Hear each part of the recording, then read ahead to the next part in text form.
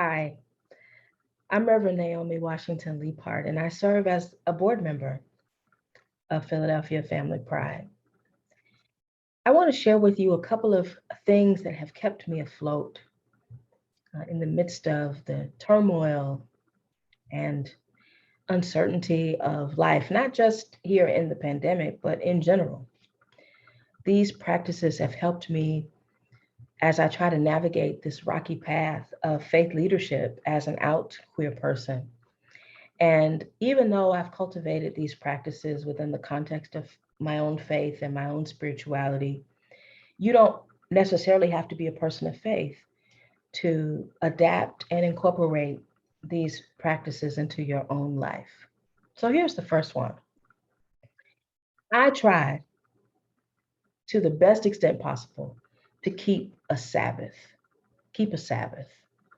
What does that mean? That means I try to be intentional about setting aside time every 7 days to rest, to do nothing, to be obligated to nothing and no one, to do what my body needs to be replenished and revived and rejuvenated. Sometimes that means sleeping the day away. Sometimes that means taking the dog for a long walk where I can just be alone with my thoughts. Sometimes that means listening to my favorite music on repeat. The point is to be deliberate and consistent about setting aside time to do the things that are restful. Our bodies need this, our minds need this, and our spirits need this. And it really is a countercultural way to mark time, to say there will be one day or even 1 hour where I am obligated to no one but my own self. So keeping a Sabbath has been important to me. And I'm grateful that, people like my wife help me keep me accountable to the commitment I've made to maintaining a Sabbath. So the second practice I want to offer is certainly a little more spiritual in nature. Um, I have maintained for several years a regular relationship with a spiritual director. Now, what's a spiritual director? Well, it's not a therapist, it's not a counselor, it doesn't have the same end game as therapy. Um, but what spiritual directors do, and they are credentialed and certified, trained, is they help you stay attuned to the spiritual elements in your life. Now, notice I said spiritual, not religious. Um, so, so how is your spirit speaking to you? Um, how can you find what is holy and what is um, divine, if I can, all around you?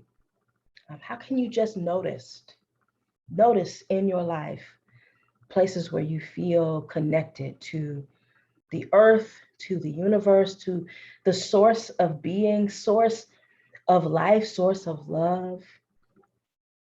Spiritual direction has helped me and is a complement to therapy. Therapy is trying to help me work on things in a particular kind of way. Spiritual direction helps me see things in a particular kind of way. It's really about listening to my life and what my life is trying to reveal to me. You can find a spiritual director online.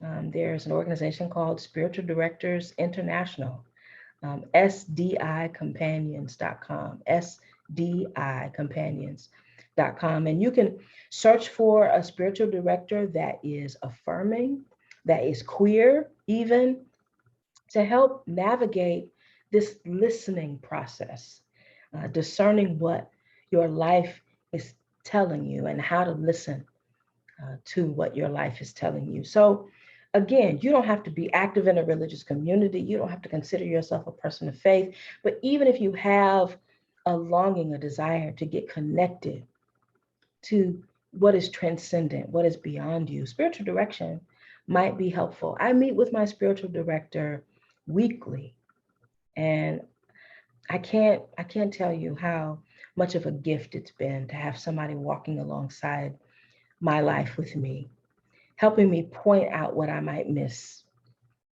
So I recommend spiritual direction.